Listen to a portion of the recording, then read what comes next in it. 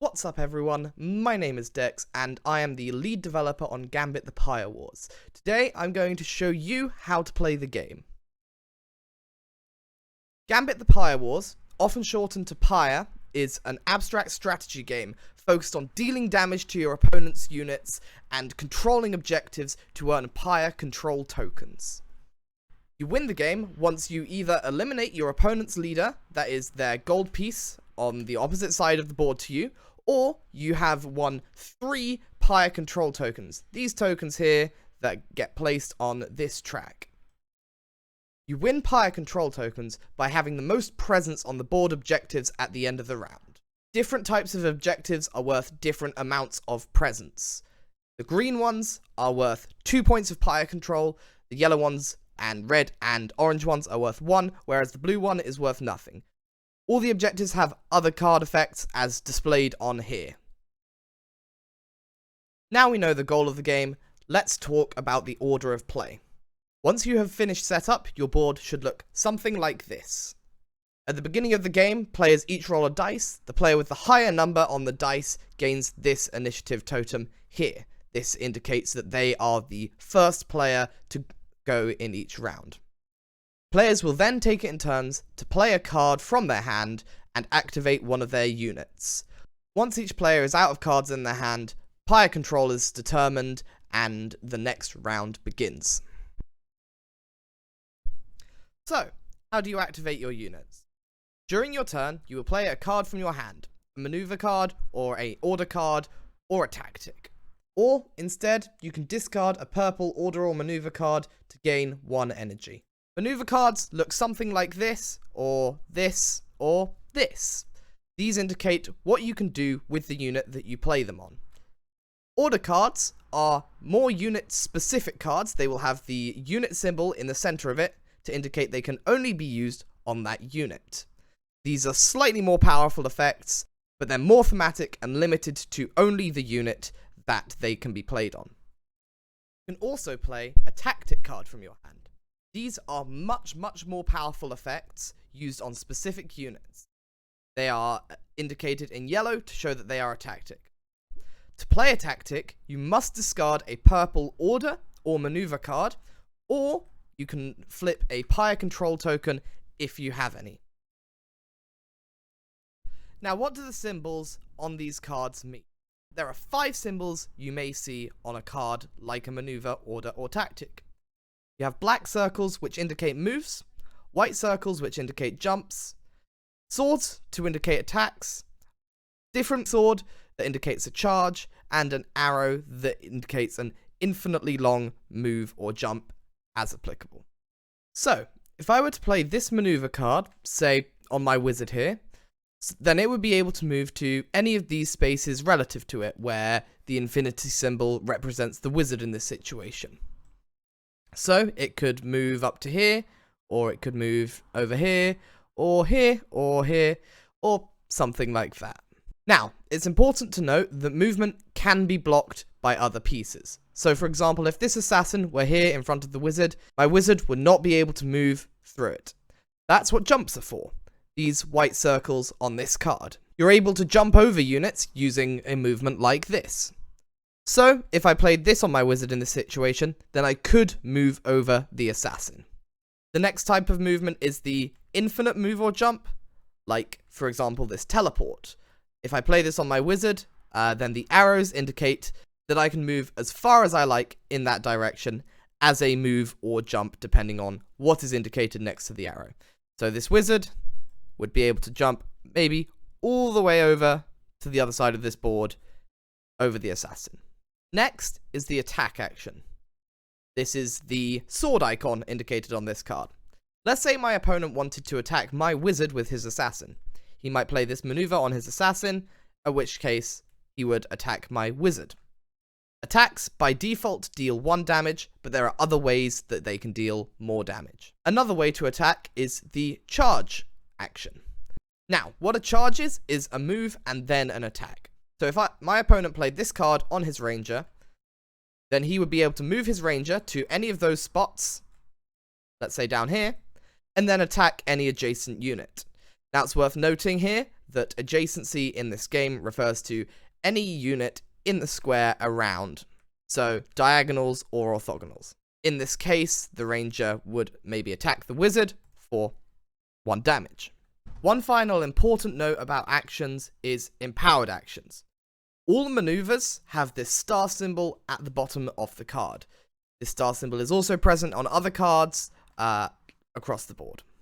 This indicates that the action that the unit takes with it is an empowered action. Empowered actions have better ways to trigger unit abilities on their cards. So, let's look at some of these unit cards, shall we? I've chosen a very simple unit, the Life Leech, to show you how these unit cards can look. So, as indicated on his card, when the Life Leech uses a empowered attack or an empowered charge, he can either drain or he can do an envenomed bite. So he can add a leech token to himself, or he can discard 2 leech tokens to make his attack instead deal 3 damage. This is a good example of a unit which can really brawl and fight and deal a lot of damage. Some cards also have some text at the bottom of them. Once you have resolved a card's action, you may then do what it says at the bottom of the card. So, for this teleport card, I can play it on my wizard, and let's say I wanted to move all the way up here as a teleport. The wizard may then move or attack. So that indicates he can move or attack to any adjacent spot or attack any adjacent unit. In this case, maybe he's going to attack the assassin. Now let's talk about your leader cards.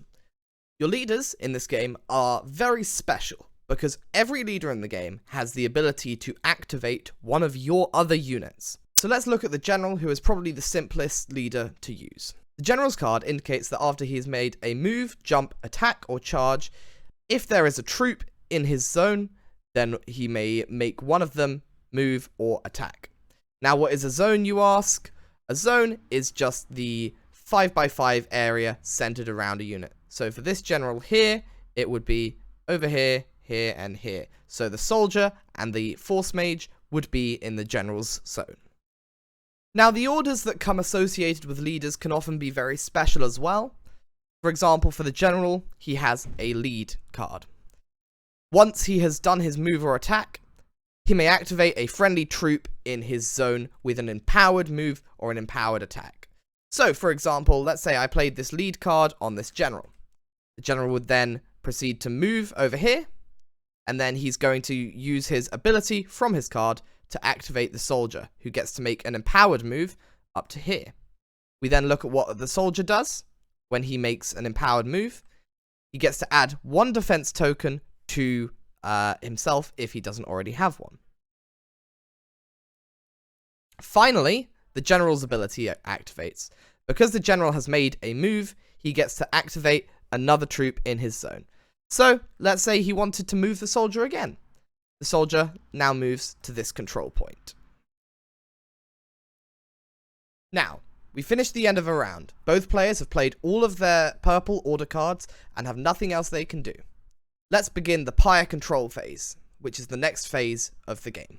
In this phase, we determine who has the most points of Pyre control and wins the Pyre control token that round.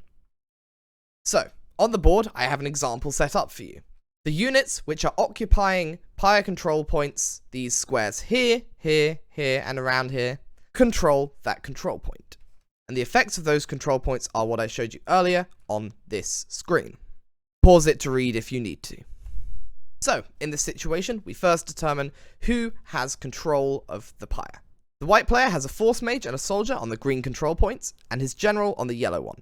So he has 2 + 2 + 1, that's 5 Pyre control. Whereas the black player has got a assassin on a blue control point, a ranger on a red, and a knight on the orange one. That's no Pyre control for the blue point, and 1 for each of the red and orange, so a total of 2 Pyre control. The white player has 5 Pyre control, the black player has 2, which means the white player wins this control token. The additional effects of each Pyre control point are then resolved. The black player has an assassin on the blue control point, which allows them to draw a card. So, they draw a card from their order deck and place it into their hand. This is then used for the next turn of the game. They also have their knight on the initiative spot, the orange control point. This means they take the initiative totem from the other player, or they keep it if they already had it, and they get to go first in the next round, because whoever has the initiative totem goes first in the next round. They also have the ranger on a health control point, which means the ranger gains 1 health.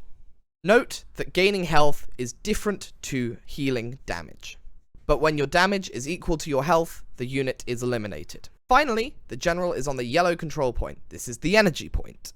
This means the player controlling the general adds 1 to their energy. Energy is used for reviving units and purchasing tactic cards in the strategy phase. After Pyre control has been determined and effects of the control points are resolved, the Pyre totem moves to the Pyre movement token. Players then draw a card from the Pyre deck and lay out Pyre control points around the Pyre totem as shown. The Pyre movement token then moves to the square indicated in the blue box of the card. In this case, it would move to C4, down here. Luckily, this is done all for us on Tabletop Simulator with some scripting. So you hit the next round button, and then everything will be laid out like so. If a unit were to get hit by the Pyre totem when it moves onto the movement token, let's say the assassin was here, then the Pyre totem wants to move here. The assassin would take 1 damage, and the player controlling the assassin could decide to move it to any adjacent spot. Let's say it moves here, and the totem goes there. Now that the Pyre control phase is over, the round is over, and players move to the next round. The next round starts with the strategy phase. To begin the strategy phase, players both receive an income of 2 energy. Players draw 3 tactics from their tactics deck. I have drawn Force Blast, Astral Gate, and Lure of the Grave. They then decide how many tactics they want to purchase with their energy. If a player wants to purchase 1 tactic, it costs 1 energy. If they want to purchase 2 tactics, it costs 3 energy, and if they want to purchase all 3 tactics they have drawn that round, it costs them 6 energy. I have 5 energy here, so I'm going to purchase 2, at the cost of 3. The remaining tactic is discarded, face down. The strategy phase is also where players get the opportunity to revive their units. Let's say my wizard took 3 damage and was eliminated this round. When a unit is eliminated, it is placed off of the board, its recruitment cost is increased by 1, and it heals all damage placed on it. To revive a unit in your strategy phase, you pay the recruitment cost, that's 2 for the wizard, and you place the unit somewhere on your home row, that's the row closest to you. I would like to place my wizard here. Once both players have finished their strategy phase, which begins with the player who has the initiative totem, they each draw 5 order cards, the purple deck, and proceed to the actions phase. Now you know the basic rules for the game. You're ready to go off and play your first game of Pyre. But first, I'm going to teach you about some important keywords you might need to know about. Let's start with stealth. The black player's assassin here is able to stealth when it either empowered moves or empowered jumps. To indicate stealth, we rotate the unit sideways. Until that player's next turn, this assassin is now untargetable by a text that indicates targeting, or attacks or charges. Next is stun. Let's look at the black player's Spymaster. When it moves or jumps, it is able to stun an enemy unit in its zone. Let's say it moved here. It picks the Force Mage to stun. We indicate this by flipping it over. This means that that unit cannot be used by the opposing player on their next turn. It also means that the unit that is stunned does not have any text on their card for the sake of other rules. This can make a unit very vulnerable to attack. After 1 turn of being stunned, the stun is removed at the start of the white player's next turn. Note that this means a unit can never be stuck in a state of being stunned. Next, let's talk about pushing or pulling. The Force Mage, when it empowered moves or empowered jumps, may push an adjacent unit or pull a unit. To push a unit, it gets moved in the opposite direction to the unit pushing it. Let's say the assassin was pushed by the Force Mage. To pull a unit, it's the exact same but the opposite way around. The assassin is pulled over here. If a unit is pushed, but it is blocked by another unit or the Pyre totem, they take a damage instead. Same goes for pulling a unit. The last keyword we'll talk about is range. The ranger has +1 range, and he ignores line of sight. What an extra range means is if he were to attack a square, let's say here, he gets to attack 1 square further away from him in a direct line. So the ranger would be able to attack the general if he wanted to. Most ranged abilities require line of sight, so if the Pyre totem was in the way here, it wouldn't be able to target the general. However, the ranger ignores line of sight. Units and the Pyre totem are what blocks line of sight. And that's all you need to know for how to play Pyre. Now, if you want somewhere to play your first game, you can join our Discord down below and play with anyone in our server on Tabletop Simulator. Or maybe you've already got another game of your own organised. Either way, enjoy.